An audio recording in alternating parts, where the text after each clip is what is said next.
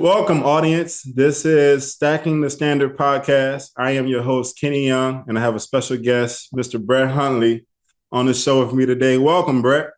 Man, my dog. I appreciate you for having me, man. This is a special moment for me. Well, me too, man. I like to thank myself as well. Man, really, thank you. I appreciate you. I want to talk about, this episode is talking about people, places, things, and let's get right into it, man. Tell me a little bit about your origins as a kid. Yeah, man. I think for myself, born and raised in Chandler, Arizona, and then grew up in the Chandler area, but went to Chandler High School. Grew up playing football and the whole shebang: football, track, basketball. Never played baseball really, so never really did that. But yeah, man, grew up in Chandler, Arizona, and then went to UCLA. Met yourself, and then from there took off to the league. Yeah. What was your family structure like? Were you the only child, or you had younger brothers and sisters? No, I was the youngest. I had two older sisters. One was 1 year older, directly 1 year older, and then the other, Paris, was 1 year older than Tatum. My oldest sister is 5 years older. I always mess that up. Tatum, if you're watching, I'm sorry. I don't remember your age, to be honest. It's okay, Tatum. I'm learning. He still loves you. Yeah, I still love you. I be trying. I got you. Well, cool, man. That's cool. How was it living with being raised through values under your dad? What was that like? Was he a strict parent? Was he pretty lenient? How was that? My household, my pops was real regimented and routine based. So every day, and that's sort of where I am who I am because of him and my mom. But the household was a very like routine based household. You wake up and you better clean your room, or else you can get whooped. So you clean your room, and I used to work out in the morning with my father, so I would go running with him every morning.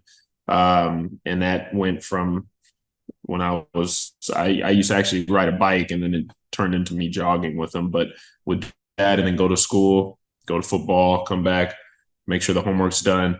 But it was a real structured household. It was, we weren't, well off. So, it wasn't, it wasn't freaking the fancy of fancies, but we had a house and a home, and it was what was needed at the time. Okay. Well, cool, man. Cool. And how did that? You said you went running with your dad. Was this at an outdoors park or the neighborhood, a field? What was that? No, so we had we ran the streets, man, every single day.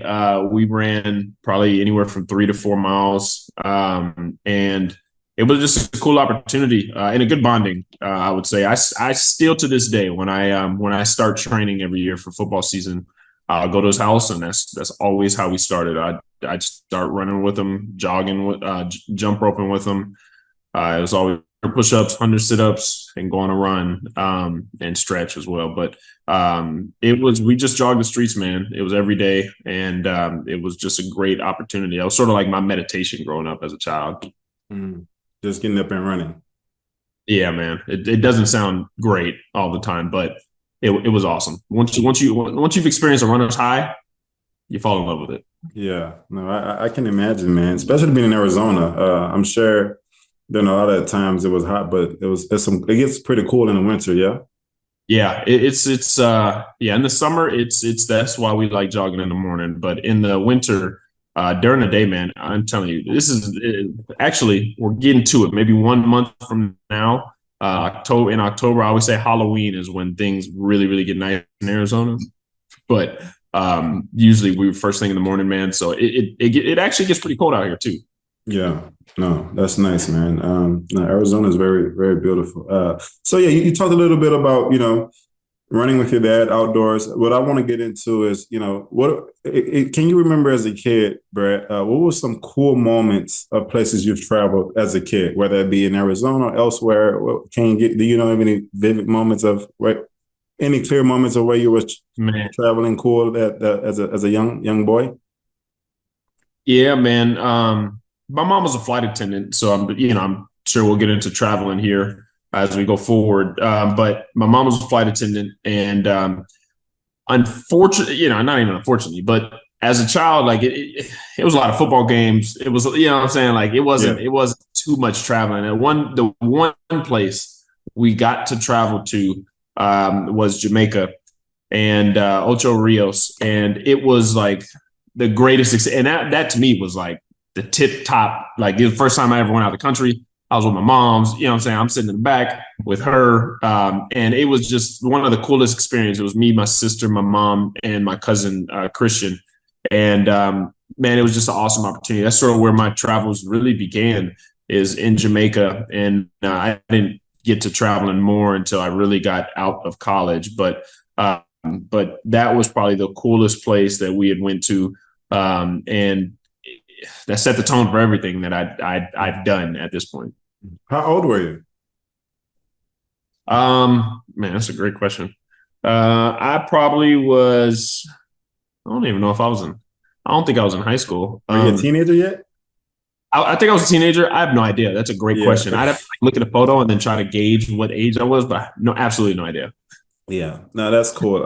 So what was it about Jamaica? I've been there before, and it's one of my favorite places in the Caribbean.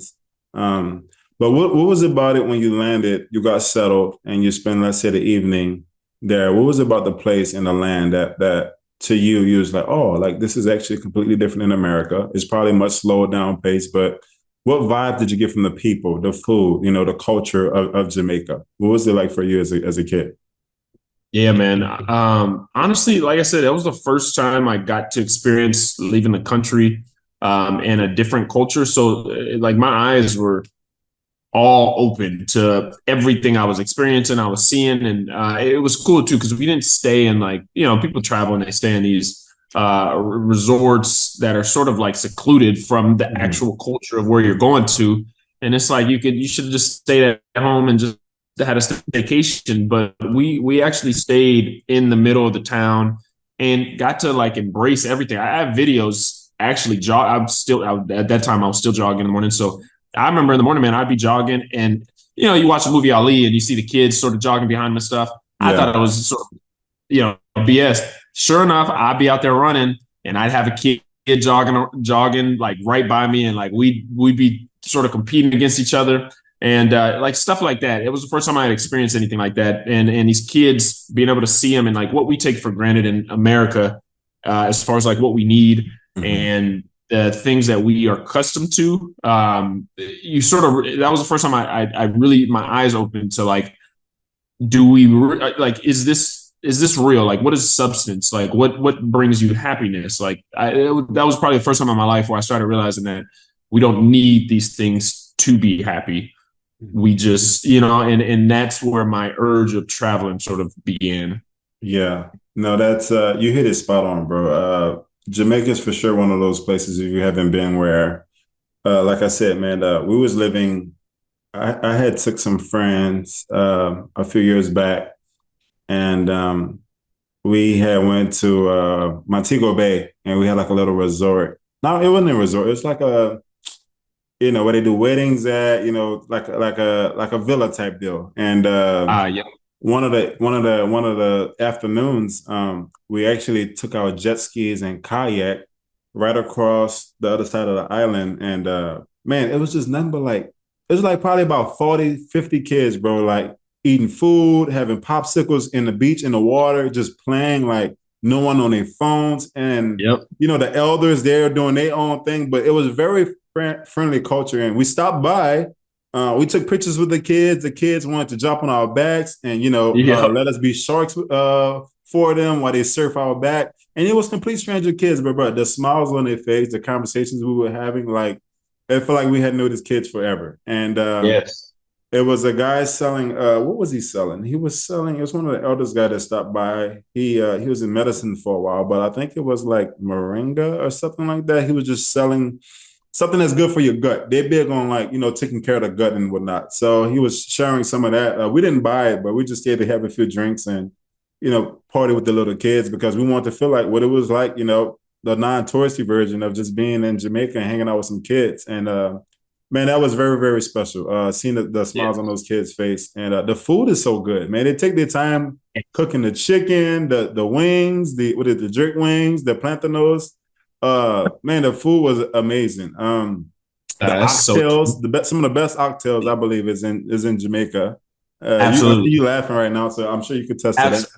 Absolutely, man. That's why I'm telling you, like America food, like it's great. Like I love American food, but when you go abroad, man, it's like it's so much fresher. It's like you can tell this ox probably just came out of the slaughterhouse, Yeah. and what I'm saying. Like the fish they catching, it just came from the ocean. It's not like it took a week trip to get somewhere. Like the food is always different, man. Like Yeah. Jamaica, all these countries, it's a different and like I always feel good. Like when you eat a lot in America, you sort of feel like bloated and stuff. Out in these other countries, man, I eat a whole bunch and like feel perfectly fine. Mm-hmm. Yeah, Like, no, definitely, man. They had well, you was a kid, you probably wasn't drinking the Jamaican rum, but they had some bomb Jamaican rum that I think I take. I think I've been twice to Jamaica, but I always take a bottle home. Not really a big alcohol guy, but that rum because I like to mix it with my smoothies. But it's pretty good, man. Like I said, smoothies. so that's good, man. That's good to hear that Jamaica was one of your places that started the pilot of your traveling endeavors. That's amazing. What I want to get into, a little bit about was let's talk about you played in ball for a while, elite level, NFL for a while. You went to UCLA. You was Mr. Sports Illustrated. Which is Time goes, great, man. But man. you've had a lot of success, bro, on the field. And what I want to talk a little bit about was your recruiting process. You're a big time quarterback, West Coast guy, putting up numbers every year in high school. But having a set of expectations with the Mazzoni offense, being at UCLA, I almost think Mazzoni was your first offensive coordinator, was he? No, in at UCLA. Yeah, your freshman year. So when I first got there, it was dang, I'm blanking on his name because remember it was the Neuheisel regime, Mm-hmm. and but I technically I was redshirting. So when I Right. playing first year, it was with Mazzoni. Yeah, Mazzoni. Yeah. So yeah. so playing with Mazzoni, and are they from Arizona too? I just had breakfast with him about 2 days ago.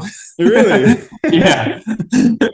Well, cool. Yeah, so I want to talk about that, man. Like, what was your decisions? You're a high school kid out of Arizona. What was your offers? How many offers did you have? Why didn't you choose U of A or ASU? And what was your ultimate final field decision into choosing UCLA? Yeah, man. I my high school journey, it was crazy how it all happened, man. Because I went to Chandler High School, and then freshman year I played a freshman.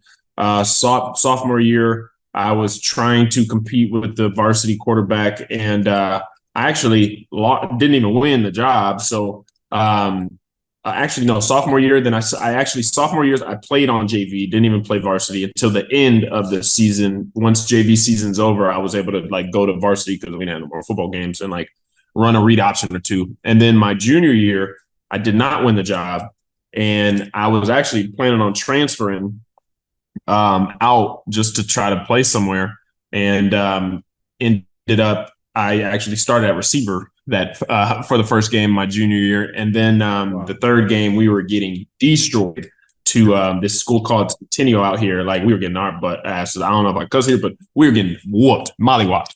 It was like 36-6 or 7 at the half, and the 7 that we got was actually a reverse pass to me that I threw for a touchdown, but it was a trick play. And after that, at halftime, the coach had put me in and said, "Hey, we're going to let you run the second half of the game."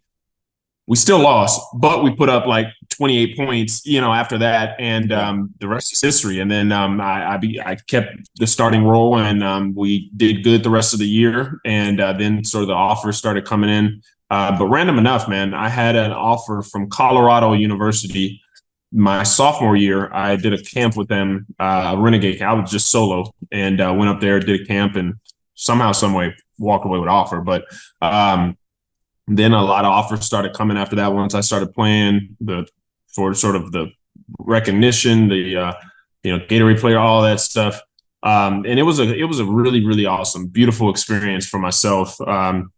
And from random enough too, Mazzone, nobody knows this. Mazzone and them were at ASU as the offensive coordinators when I was going to high school. So I always give them shit.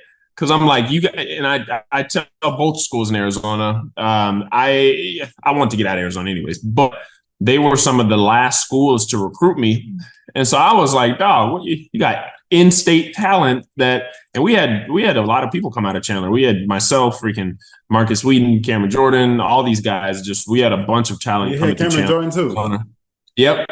And we had all these guys, and I always give Mazzone shit because they were at ASU. I had seen them on a visit, went into their office, said, hey, and it was just nothing really came about. And they did offer. Were you a hot recruit? Wait, 4 or 5 star, 3 star? No star? I got to a 5-star. I couldn't even say it. I was like number 2, number 3, dual threat. I was up there. I was having fun. But yeah, man. The one thing my mom actually always told me, and I'll tell my children this one day. She said, "Whatever you do for college, just promise me you'll leave the state you grew up in."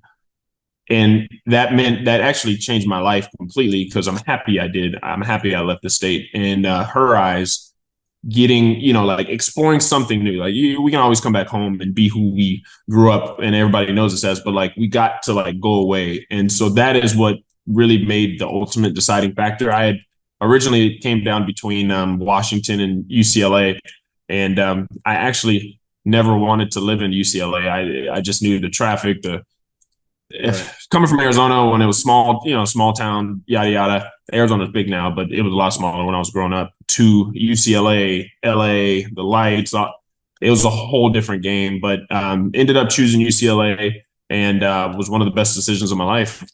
Yeah. How did you sign? Did you sign? Was it like a little small gymnasium? Where did you do your signing at? Yeah, it was a gymnasium. The Chandler at the end of the year, like all the athletes of the high school, we all sort of get into a gymnasium. Everybody's sort of sitting up front, and everybody puts on their hats at going down the line. So it was a cool opportunity to sort of have that. Man, it's crazy thinking about how fast time goes, man. I'm like, hey. Yeah. Damn. It goes fast. That's why I'm taking you through this journey, man, because I think it's mindset wise, right? I think when you was that receiver and you switched over to quarterback, like that progression and that responsibility and that accountability and trust from your coaches. But internally for you, you was like, okay, I have to turn the switch on, but this knob has to either stay on or it has to go even higher to raise the bar, because I'm not trying to, go back home and stay here in Arizona. Like, I'm trying to make myself proud, but make mom and dad proud. And, all those runs with dad, like, take this to another step, right? Because I know you had the confidence, like, okay, a school believes in me, in my talent. Like, I'm going to go showcase, what the Huntley family is about, And I think for you, like mentally, how was that? What was the challenges you had in switching your mind on to, like, this is, like, my life, and it stops when I want it to stop? Or was it more so you taking your time and slowly easing into it because you didn't believe you was that capable of being an elite player? Yeah, and that's, man, another great question, because for myself, my mind, like everything was sort of all in football. Like I said, we didn't come from much, so for me, football was my ticket out, and I was not trying to let that thing slip by. But I think growing up, like I feel like it's different for everybody. You don't like really realize how good or how talented you are. And I at that point in my life, I mean, I knew Papa Werner, I played good and stuff like that, but I didn't know how good I was or how good I could have been and can be. And I think when I got the offer from Colorado after that, that was the first time I'm like, wow, I got a D1 offer. Like, not you didn't even think of anything like that. My dad had, my family's all from Colorado, so that's really the reason why we went. And things like that sort of kept happening. Like I would go to Colorado just because I'm thinking like, all right, our family's from here. Let me go to this camp by myself. And then, got offered. And then I freaking, went to this Steve Clarkson quarterback camp.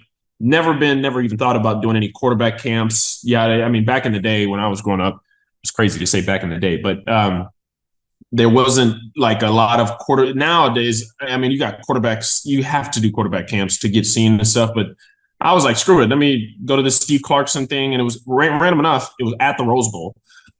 So I drove down to California, went to the Rose Bowl and won it. Have no idea how. I'm just like, wow, okay, I got to be doing something right. And then sort of things kept progressing. But, it sort of slaps you in the face because you do that and you start building traction and then you don't win the starting job. And for myself, like I still remember breaking down crying to my dad, like, man, I don't know what to do, if I should stay, if I should, transfer and go to a different school. And it really came down to him just telling me, look, man, like it's your junior year, obviously it's not what you wanted, but, he was just saying like, if you stick in and you stick with it, I think things will turn out the way they're supposed to turn out. And you just have to have faith.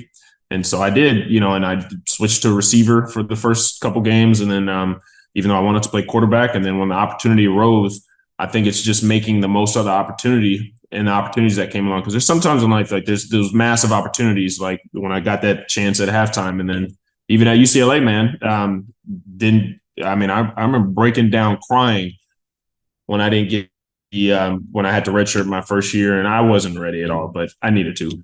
But then, I ended up winning the starting job my redshirt freshman year. So like, there's pivotal moments in life where I look back and I'm like, wow, like I'm truly thankful it worked out the way it did, and I'm just grateful for it all. Looking back on it and just knowing that those moments in life they're not easy, but just to say I pushed through them and made the most of them.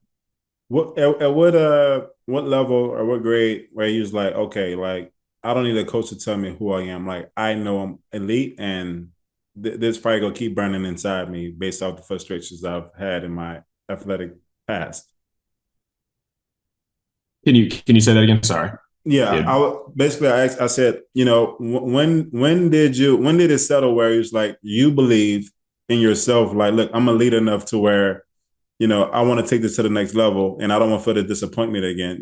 Like I've learned from my errors in the past, like this is me, this is elite. I believe that, and I'm taking the torch and running with it from now. What grade or what age were you at that time when that fire switched on for you? You felt disappointment. I felt like you felt like mentally you felt like you needed to be there, but you hadn't arrived yet. There was work that needed to be done. There was a little bit more polishing needed to be done. But for you, when did you first believe that? Did it take to college or did it take your senior year of high school?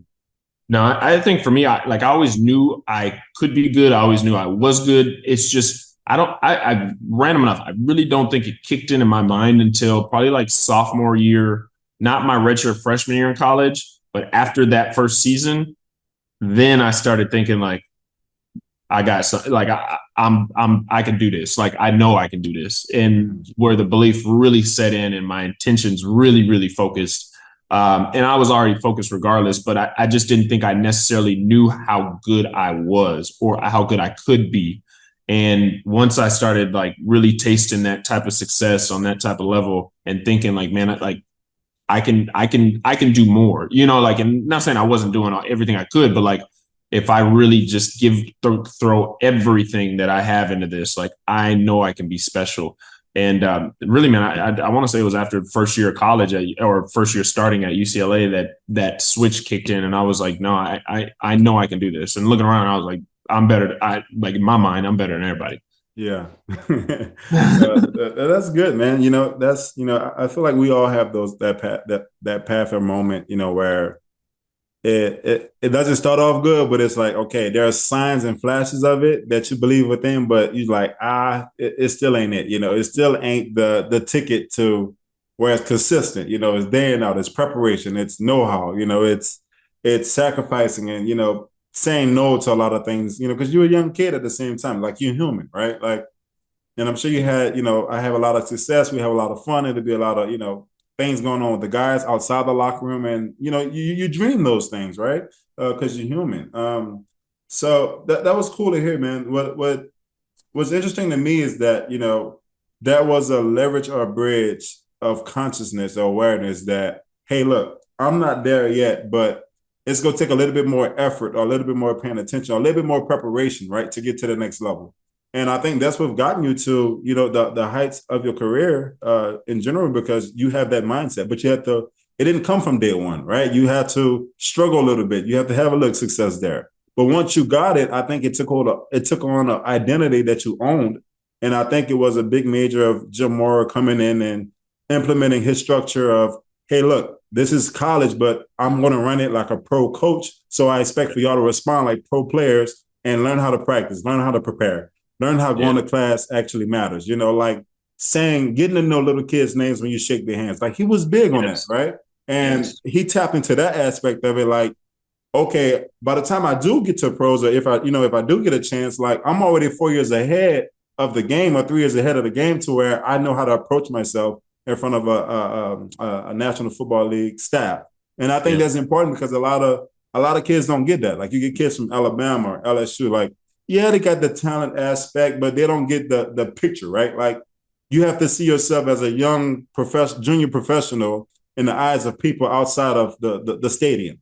And I think he was able to get that, with implementing Jim Mora into the staff. Yeah, man. Honestly, Mora was awesome. Believer in that stuff. And I do think that really, really helped me move forward into the league from the amount of time I was able to play in the league. I think that stuff paid a lot of dividends. Yeah. So you went, tell me a little about your story. You went late round draft pick? 5th round pick 147, baby. Oh, sweet.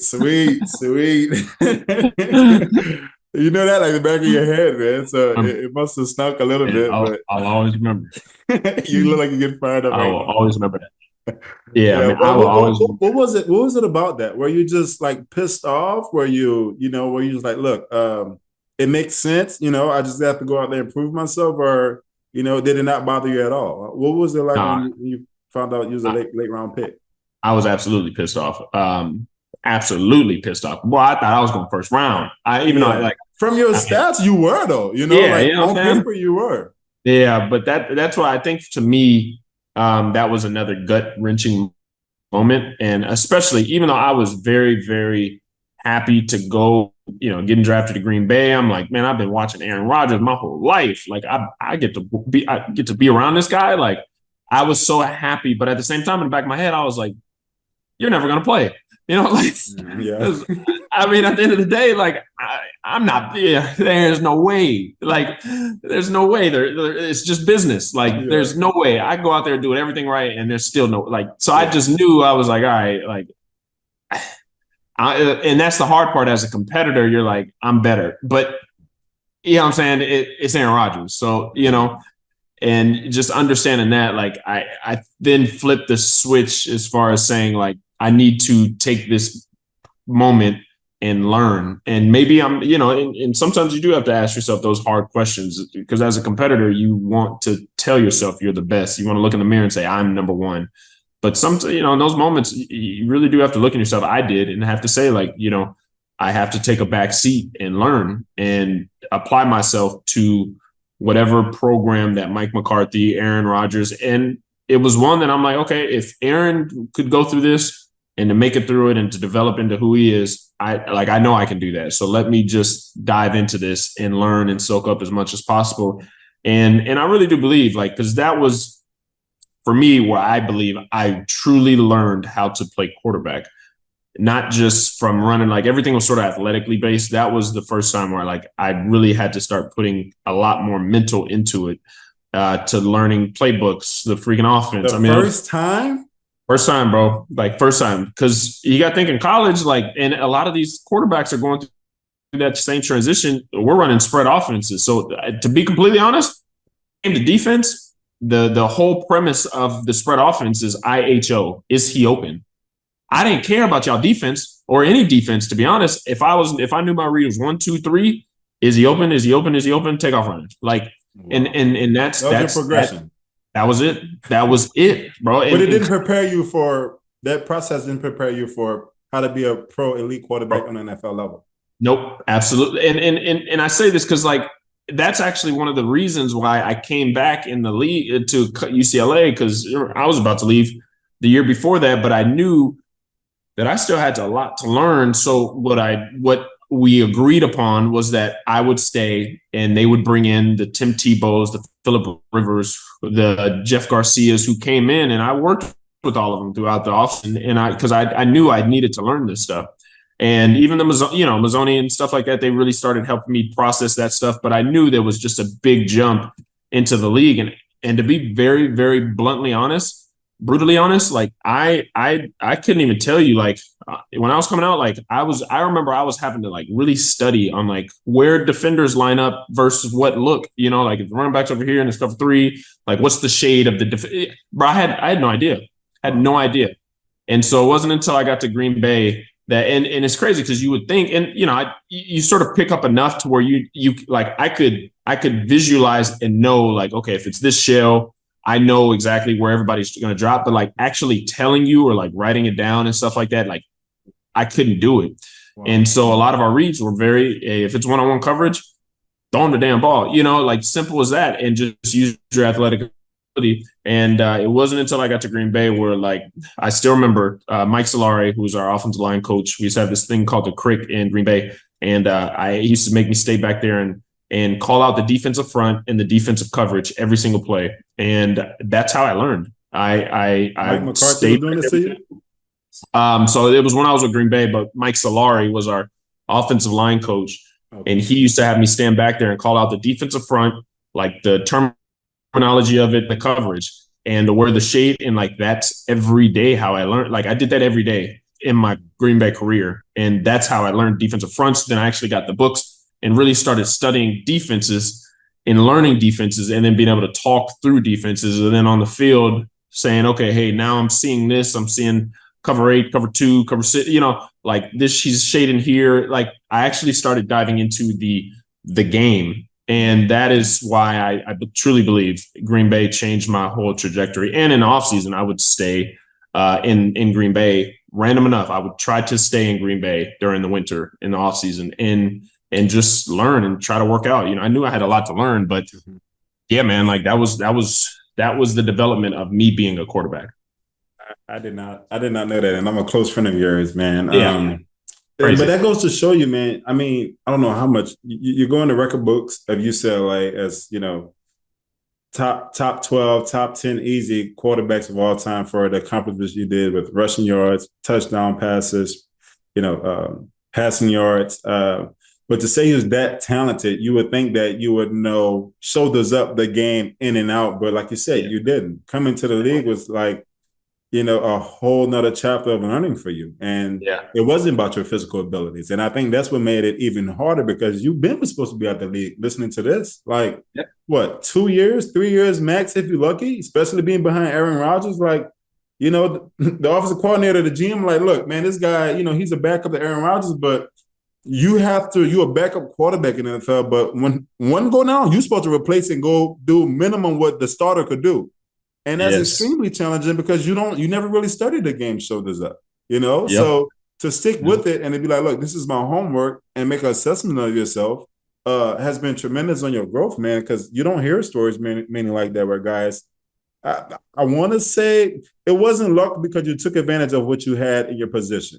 Yeah. But even the guys that are, lucky, talented, they don't get that shot. They don't get that chance because it's so complex. Like, bro, I used to ask Lamar Jackson, bro, what plays are y'all calling in practice in 2018 when I got drafted by the Baltimore Ravens? And he used to call like 2 plays. I'm like, bro, what does the terminology even mean? Like, bro, he would call out one play and the play would last. He would say the play for like 12 seconds. I'm like, bro, what? And you're supposed to remember our entire playbook? I remember because in UCLA and in high school, plays would be like dual right, 60 chevron. Like that is the whole play. Dual right, 60 chevron. That sounds familiar. That was it. Like, or Zelda, whatever. It was like 3 words. That was it. Or like a hand signal. In the NFL, once I got to Green Bay, I still remember like the first preseason or the first OTAs, and Mike McCarthy's in your ear, and he's the Twins right, and it's a 12-word play. I had to stand. What I had to do, and I'm telling you, I legit thought I was getting cut after the first OTAs because I was throwing picks everywhere. My head was spinning. I'm not lying, man. I have my journal from back then. Like I legit thought I was getting cut because I was throwing picks. I was slow on everything. I'm on reads and trying to, because this is the first time they're like, hey, if it's cover 3, go here. If it's cover 2, go here. And I'm just learned, like, I know what cover 3, cover 2 is, but like the actual game, like the fronts, if it's this front, check to that. I never did that shit before. And so I'm learning this stuff and trying to actually compete against the best who are doing this. So it's a hard process. And I remember after OTAs, they had, I told him, I said, look, print out the whole playbook, give it to me, and print out the whole defensive playbook and give it to me. And I went back to UCLA and I learned by writing, and I sat there every single day and wrote out every word for word, everything in each playbook. And I came back and ironically enough, had I want to say statistically it was the best preseason of any quarterback, and hands down. And I was lighting the scoreboard up. And like those type of transitions were like, that's what it took. And that's where I feel like I actually finally, truly, truly started knowing the game. It took me feeling like I was about to get cut when I just got to the league to really light a fire under my ass and say, okay, I have to learn this or else I'm not going to last. And 8 years later, going on year 9, like I'm happy I did it. Yeah, for sure. No, I could definitely see that. So what did Aaron Rodgers teach you in that process, or what did he show you? Like, did he have a sit down moment with you, or was it more him like, look, young buck, I'm gonna teach you how it goes. Just follow how I go about things. Yeah, honestly, and Aaron's a great individual. So it was more so like, we became friends. We would hang out and stuff, but it was more so just what I was able to watch him do. And his, not even necessarily his preparation, but just how he went about things. He was Aaron's one of the smartest guys I've ever been around. So his IQ level was out the roof. And not only in football, but this dude's probably gonna be the host of Jeopardy once he retires. Like we used to play Sporkle in the quarterback room, and Sporkle was a random sort of Jeopardy game where you just ask random questions with anything.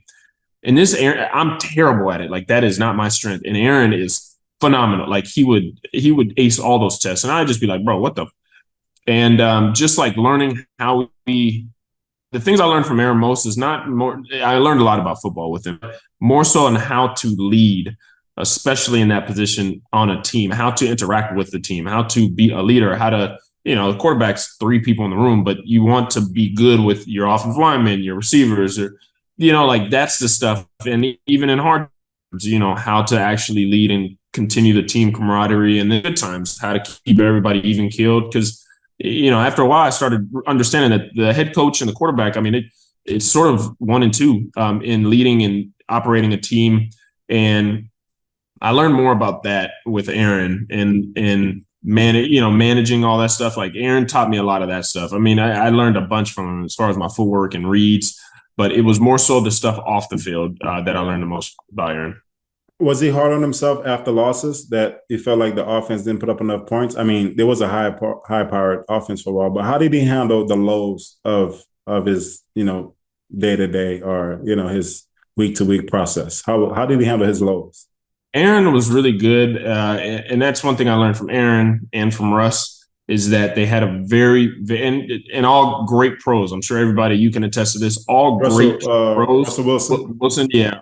Great pros have a routine that they stick to, and no matter what, like if they got beat, destroyed, if we got beat, destroyed, it wasn't going to change Aaron coming in the next day at, 8 a.m. and getting his rehab, it didn't change. Like everything was routine. And I think learning that, it didn't change if we won or if we lost. Like it was a routine we stuck to the routine every single day, no matter what. And then that was the end of it. Like it doesn't matter. You just stick to it and you just freaking do it. But you have to learn how to build your routine also, which is another thing that Aaron helped me. Yeah. For the audience, listen, man, it is a real grind. The goal, the idea is lofty as a kid, but to apply what it takes. And what it takes, honestly, most of it is from what you never grew to understand or, you're familiar with, which is another challenge. And I think what's special about your story, you was able to embrace what you had and make more out of it. And I'm sure everyone around you, the teammates, the coaches, the staff, they believed in you, but they believed in your progress of growth. And you was a young player, but what greater, I think the greatest position was that you was in the classroom in a student's seat with one of the greatest teachers of all time. And you can look at this like, oh, I ain't gonna never play, I ain't gonna play till 3 more years, but just like, nah, like what's the in between and how can I get better and what can I learn and soak and absorb, and utilize my fire to be able to get better and grow as a player, because it's a slow progress, it's slow. I always wished I played against you and sacked you, but that never happened. But man, it's been an honor, bro, to hear your story as an elite quarterback, but also what it's been like to climb the ladder in your life. And personally, I want to hear from you. Has it always been easy to climb the ladder of what was thrown at you in your life? Period. Hell no. It was honestly like, everybody has stories, everybody has trials, tribulations. Those are the things that I always believe. Like I will say, I'm 100% positive that not everybody would choose the path that I took, but it was, looking back on it, I'll say it's 100% worth it. Like I would do it again. But was it easy? Not at all.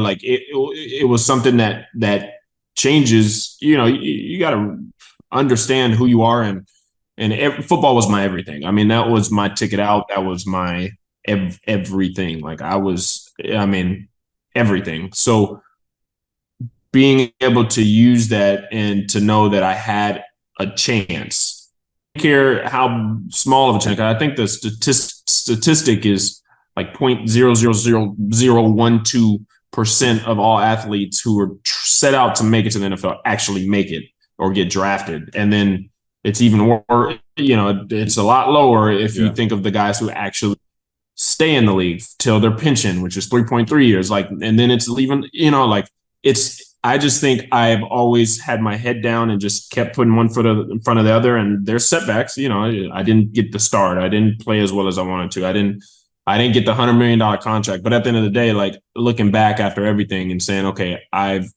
made it for 8 years. Have no idea how, but I made it for 8 years. You know what I'm saying? Like I know how, but it's just crazy to think, like statistically, like how grateful I am and how blessed I am for that opportunity to say I made it 8 years.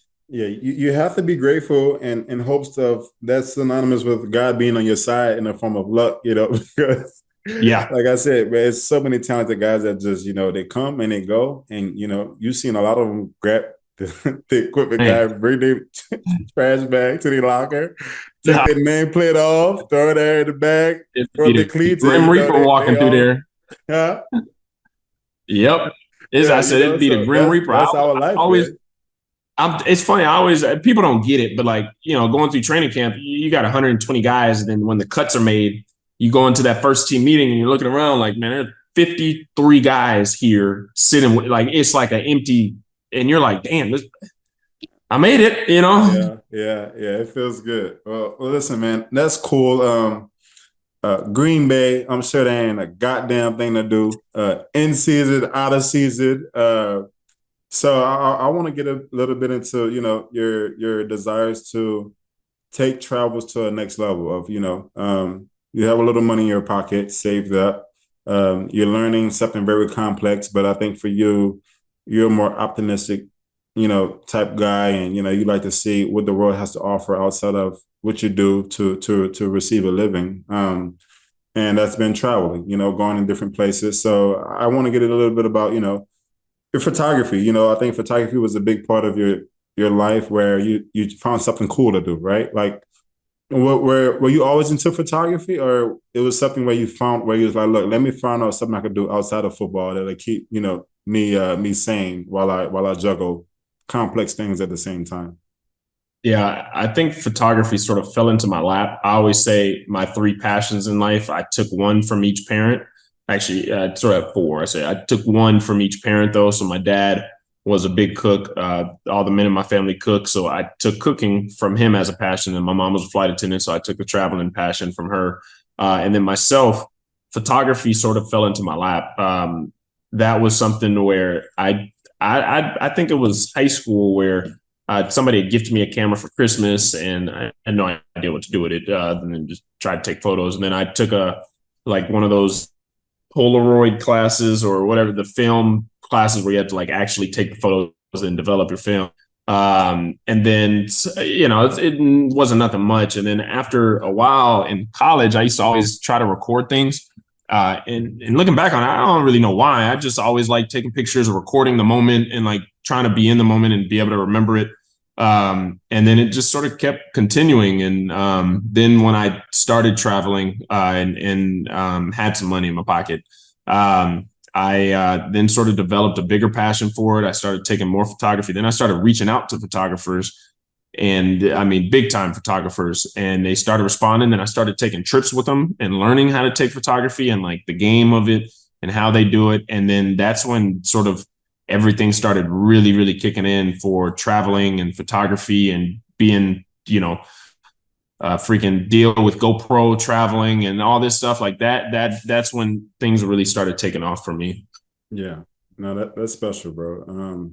I feel like it's always something where it's, a GoPro or, a bike or something that you have to find something as a pro athlete. I mean, I don't care what it is, because you have so much time in off season. I think that's what the audience need to understand. Like, what you have about close to 5 months of off season, really. Yep. Training is what, probably about 85-90% of that. Recovery is in between. The weekends you take off, but you need to find other things to do. And what I want to hear was, you've been a lot of places. How many countries have you been to? 41 now. 41. Oh, that's a lucky number. 41 countries. That's tremendous. To me, I want to know what were some of the culture places, that have shocked you the most in comparison to the stigmas that you've heard growing up in America? What's some culture places that shocked you the most around the world? I always say India was the most immersive culture that I've been in, and it was beautiful. That was the first time I realized, like, India, they don't eat meat out there. You know what I'm saying? So after about a week, I was over there like, look, I can only eat so many Caesar salads or, or whatever it is. After a while, brother needs a burger or something or some chicken. You're a big boy too, so. Yeah, but like out there, you ain't getting none of that. And if you do think you getting it, it's probably not what you think it is. Why is it? Is it because of religious reasons? I think, I want to say it's religious reasons, but there's just not a lot of meat out in India. But again, honestly, the food was phenomenal though. Like I was tearing it up, but after a while, what are you eating a lot of? Like salad? Man, no, it wasn't even salad. It was more like bread, naan, and man, tearing this dish up every single.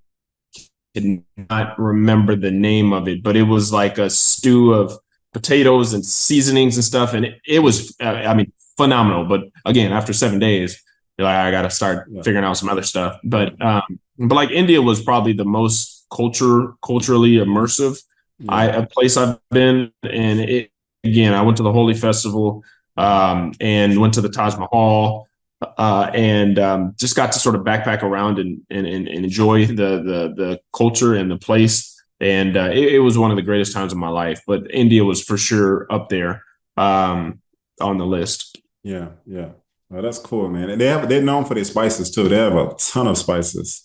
Spices. Yeah, I'd be on the toilet every time I eat some Indian. Yeah, that's what I'm saying, man. After a while, I'm like, look, man, I can't be on this toilet every damn day. Well, that's cool, man.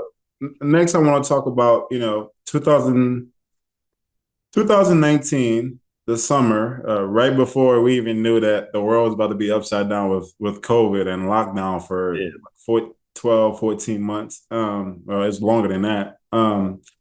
You and I took a trip. You planned it. This was my first time actually having a passport.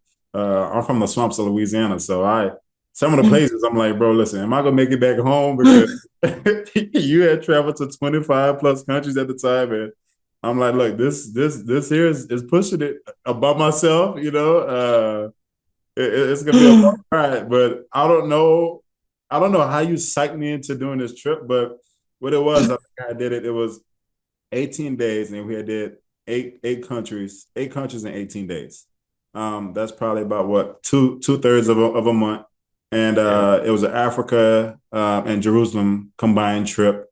And I want to talk about how did that go, because people want to hear how do you break down the currency exchanges in 8 countries? What was their process, their prep like? But also, I want to tap into the stories we went to. We went to what two of the seven wonders of the world, and that was cool. The Petra tour Yeah.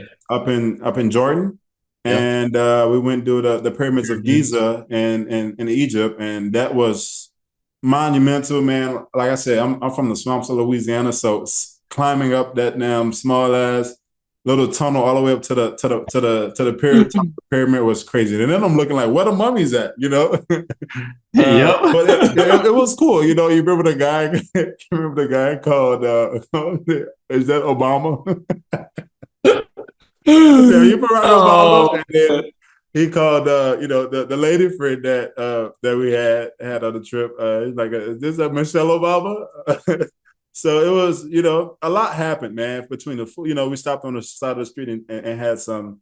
I think the tour guide gave us some. What was it? Some sugarcane juice, and bro, that was some of the best. But driving through the Fire. streets very fire. Driving through the streets of Egypt, bro, like women got the hijabs on, like it's packed. It's more people than cars or public transportation. So, you're looking at the building structures. It's not like skyscrapers like here in America, or nothing you see in Dubai, or it's not none of that, right? But it's made by old cement, old concrete that was dwelt together through erosion of weather. Take me to that, man. How was prepping for that? But also, what were you thinking? In that journey of doing that trip of 8 countries in 18 days. Man, that trip to me, on like real talk, man, that was like the first trip that I like really spent my time reaching out to these places, and ChatGPT wasn't created. So I was like personally emailing like 15 to 20 hotels and tourism boards and companies for each country we were going to. And I remember in OTAs setting that like every day after like setting up the trip, really talking, and I had everything organized, creating a PowerPoint I sent to you guys. And it sort of all fell together because I had no idea how it was going to go. Like we could have probably been stranded somewhere, and that's why on the PowerPoint, when I sent it to you, I was like, look, man, if something happens, this is my first trip sort of planning. We just gonna figure it out. Like I don't know what it's gonna be, but we gonna figure it out. And it turned into like probably the greatest trip, one of the greatest trips that I've been on. Like honestly, we went Jerusalem to Cairo, Egypt, to Victoria Falls, Zimbabwe and Zambia, to Johannesburg, South Africa, to Cape Town, and then after I went to freaking Ethiopia, flying back. But like just that trip, yeah, we went to Petra, we went to the Great Pyramids of Egypt. Some would say Victoria Falls is another great world wonder. Going to that freaking apartheid museum in Johannesburg, and then the shark diving in Cape Town, and the places we stayed were like amazing. Like the Monroe Hotel, I remember in Johannesburg, just all the bubble, and we were in near Petra. Like all that's the freaking Zimbabwe that sort of I don't even know how to describe it, man. That was the craziest, amazing place to stay. The place we stayed, or the details of the trip of we had the swim. You remember we had to swim across? Place we stayed, yeah. Oh, the place we stayed, yeah. It was on a resort where you have to take it by boat. Yeah. Yeah, you have to go from the mainland. They take you from the airport to the place, and then a guy, I don't know, the African guy, took us on a boat to the main place because it was on a little island, but you seen like monkeys, chimpanzees, you seen giraffes, Elephants. gazelles, Yeah. hippopotamus, bro. You seen any crocodiles? You saw crocodiles. Like I'm like, where is this man taking me? Because I see nothing but wildlife animals, and I don't see a leash around none of their neck. So, Man, that's why that trip was like going to the Dead Sea. That was just a trip of a lifetime, honestly. And to be honest, like I was sort of when social media was getting crazy, and I was reaching out to everybody like, hey, me and Kenny Young, NFL guys, like, can you hook us up, do something, and like, I mean, it worked out, but like, it was the greatest trip. That trip, that really was like the first time I was like, dude, I can plan these trips, like I can figure this out, and I think after that trip, I knew that like I wanted to do this more full time once football was done, because that trip was just everything. Once that trip was done, I was like, all right, I'm all in. Like I can't stop now. Yeah, we were at June 22nd to the 25th. We was in Jerusalem, and we did the Petra Tour. We did Wadi Rum. We did the Dead Sea, uh, Yardenit, Old City, Jerusalem, the Western Wall, where you write a prayer and you stick it in the wall. What I want to learn about Jerusalem for you. What was it so cool about the Petra Tour? Like how, I guess people don't know, what that is, why it's such a great wonder of the world. But what was it special about the Petra Tour? Do you remember what we took to get up there, up the Rocky Mountain? Oh, the donkeys. The donkeys. and it was a 2-mile fall off the edge if you fell off that donkey.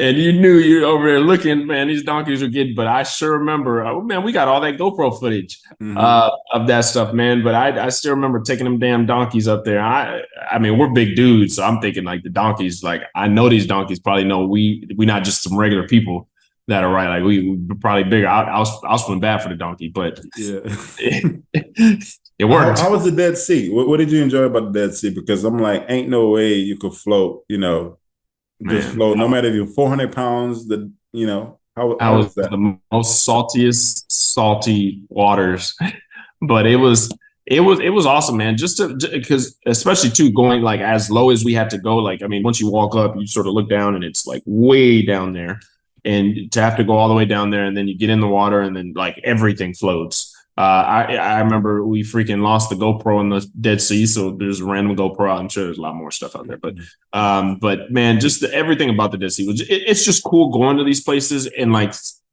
hearing about them on up and then going to them, like seeing Petra for the first, us being able to sit on top of the perched up and like looking down on Petra, or being in freaking the Dead Sea, or hanging off a waterfall, like stuff like that. Like, you don't get those opportunities or experiences in life. Most people. Yeah, no, it was definitely special moments, man. I think one thing I was trying to prevent myself was they don't tell you how serious that salty that Dead Sea is when it get in your eye. Yeah. And boy, oh my gosh, if you could just imagine 100 fire ants just biting at your pupil, that's what it feels like. Yes. Like you do not want to open your eye. That's how bad it is. But that was cool, man. That was very cool. I mean, you saw people of different shapes, sizes floating in there. I've never seen that before. And the pyramids of Giza, which is a very historic place. How was that like for you? What was your I guess predetermined ideas of what that would be like? Visiting the pyramids. Yeah, to be completely honest, I did. You hear about the pyramids, and you're like, all right, cool. Big structured point, and I was like, all right, I know it's going to be cool. I've been to a couple world wonders, but like when you go to it and you look at how, like, I still cannot fathom how they built this damn thing, because the blocks and the rocks. I don't believe the story. I don't either. It's up the hill from the city, and how did y'all roll those logs up there? Like that's what I'm like. Is like what, a few tons? But those were the big. So when we walked up, I'm like, no, there's no way possible they were able to build this and then put the blocks perfectly to where the weight didn't like fall. Like no chance. I was like, there's no way. There's some aliens out here that built this structure somehow, some way. I just didn't understand it, and I still don't.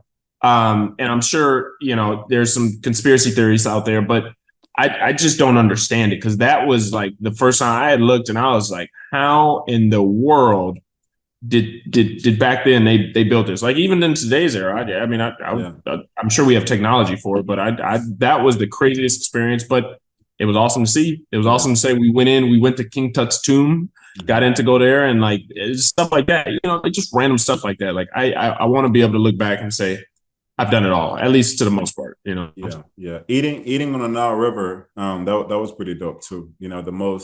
Pigeon. The most busy river there is. That was pretty cool on that boat. I think though my greatest part about being in Cairo, Egypt was honestly the hieroglyphics. Like, we drew Yeah. hieroglyphics in class, but to actually see like it on the walls for thousands of years. But what's people don't, for people that don't know what hieroglyphics is, it's these visual symbols that tells a story thousands of years ago that they use to portray images to their kids, to other nations, and they tell a story, right? And you have to know what they mean in order to read the sentence. And I think they read it right to left, I believe it is. It's not left to right, like we read here. Not sure, but but that was cool to see how like real hardcore hieroglyphics in some of those cave type builds, and that's something I really took hold to. So we went to Jerusalem, spent 3 days there. Then we went to Cairo, spent a few days there in Egypt. Then we went to Victoria Falls in Zimbabwe, where we did the Devil's Pool, the Sunset Cruise. That was amazing. What I want to talk a little bit about, I want to travel a little bit now to South Africa.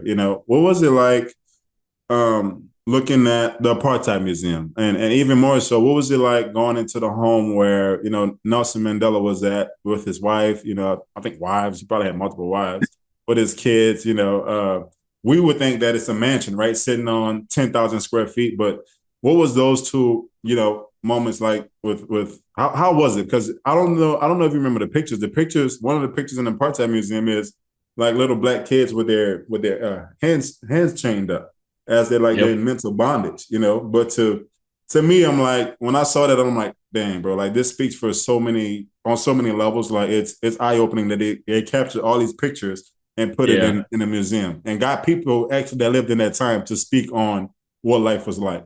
How did that impact you? I think that's the beauty of traveling is being able to see this stuff because I mean I'm sure there's a lot of people who've heard of apartheid, all that stuff, but like to actually go there and see it, to see the ropes and the nooses that they hung people with, just all that stuff. I mean it was there, and to see Nelson Mandela's house and to see his story and to like be where he was walking, like all that stuff. Like I think sometimes it's hard to emotionally pull with something here, and obviously in America there's racism, there's all that stuff, but like going out there and seeing it as well, it was just a whole different perspective. Just to be able to watch that and walk through that museum, and that I love that museum because a lot of museums I feel like sometimes might try to dim down the magnitude of what was actually happening. You know what I'm saying? It's like some of these history books, like like that museum showed everything. Like they didn't hold back nothing, and that's the beauty of it. It's not like we're here. Obviously, it was a bad thing to do in a bad time, but like we want to see it to understand it better and to make sure it doesn't happen again. And that's why that museum was a really, really impactful one, because they didn't hold back. And I think that's why I will always truly think that museum was probably one of the best museums I've ever been to. Yeah, I think also what was cool was, when we went took the tour in a little small village, and I mean we were out in the car, but on one side we like, okay, we know we're in South Africa, Johannesburg, South Africa. Yeah. We we know whoever lives on this side of the freeway, right, has money. But as soon as we were driving to the other side, like a complete 360 change of like dirt roads, no roads, clothes being on lines outside in people's backyard to dry out, like trash everywhere. These small hut homes where one of the kids that was doing the tour, he was a teenager, bro. He had like 3 or 4 siblings that he was taking care of, You remember that? And he had to. I remember he's saying like pretty much that the money that we gave him, which was probably like what I think we all gave him like $20, but he was like, look, man, this money gonna last a week of work of food for my siblings. Because usually I'm gone right now, working all day, and I make it back home in time just to pick them up from school. But I raised up my siblings, and you remember the setup? It was one room, like I don't know what, bro. It was probably like 10 yards by 8, 10 by 8, and he was like, look, this we one bathroom. No, it was a bucket. Their bathroom was a bucket. We said like, so how do you bathe? And it was a bucket that they bathed out of. It was one bed that they slept in. And we was like, okay, so when it rains, like where y'all go when it rains? Because it's just galvanized, it's galvanized that's on top of y'all. And when it floods, where's y'all ditch at in between your village? Like that was eye-opening. And you seen it was complete poverty. And what he was sharing with us was that the freeway separates the rich from the poor. And the people that's on the rich side is not, who we know to be rich. It's like you either have it or you don't type rich. But on the other side, it's completely different. But that layout is like completely mind-blowing because I'm like, how are they not helping the other side of the freeway? And that was eye-opening as well. Yeah, man. Like that's it. That again is the essence of traveling. Cause you see kids still having fun out there. And to us, we're like, damn, you know what I'm saying? Like, I don't want that, but like it really does show you that like what we believe and to make us happy out here. You don't need a lot to be happy. You don't, man. Like you don't. And I've seen kids. When we were going through there playing with the kids, the soccer, all that stuff, like that's true joy. You know what I'm saying? Like there's community. Joy and community. But it's just seeing that stuff. It really opens your eyes to like, damn, like America's not as bad as people be saying because this is a completely different world. Yeah. Like completely. Yeah, that was crazy, man. So I know I definitely felt apartheid in that time because I'm like, it ain't going nowhere, Racism ain't really leaving America, but racism is everywhere. It's a global issue, We've all ignorant to our own understanding of it, still being a growing factor of, we all pretty much came from the same group of people, but I think, like apartheid is really real there. Even when we was at the hotel, what was the name of the hotel at Johannesburg? That was the Monroe Hotel. The Monroe Hotel. If you ever get a chance, check out Monroe Hotel. But it's a beautiful hotel of a beautiful city. When you walk out to the pool of the entire city of Johannesburg, but even listening to the workers there, there was a white owner, but the cooks and everybody, the maids, all black.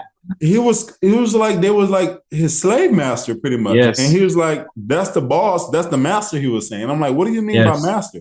He said he's the master of the place. And I'm like, the guy got like 2 Rolls Royces outside, and I'm like, wait, I can't talk to you. I said, bro, am I missing something here? Like, what was that when you heard that, like they still abide by the master, slavery type work environment? Yes, bro. I still remember when I was flying my drone and I crashed it on over, and these trees were tall as hell. I was like, the drone's gone. Yeah. I told the people, man, the next morning they come back, they're like, oh yeah, we climbed up there and grabbed it. I'm like, what? This is a 50-foot tree. I'm like, y'all, man, I still remember that, man. I'm just like, bro, this is like, and you start thinking deeper because you're like, wait. You risked your life to go. Like, it's $300. I don't care that much about this damn thing. But that's like, how much you paid them? No, that's how much it cost for the drone. I still get some money after that, but I'm just sitting there thinking because I'm sure it probably wasn't them who was like, hey, I'm gonna go get this. Probably somebody told them like, I need you to go get that, and I'm like, man, y'all got that damn thing there. Mm-hmm. Yeah, but it's crazy, man. It's a different world, but everywhere. I remember when I went to China, man. It's just there's culturally it's different everywhere, like completely. Mm-hmm. Mm-hmm. Well, final question, man. For you, what has it been like traveling alone? Would you prefer traveling alone? Let's say you have to go to the Middle East and you have to knock out 4 countries. You rather do that, or you rather do that with a group? How do you base the stigmas of, people think that if I travel alone, something's gonna happen to me, or I need more people just to feel safe inside. When in reality, stuff happens to you, and there is more people.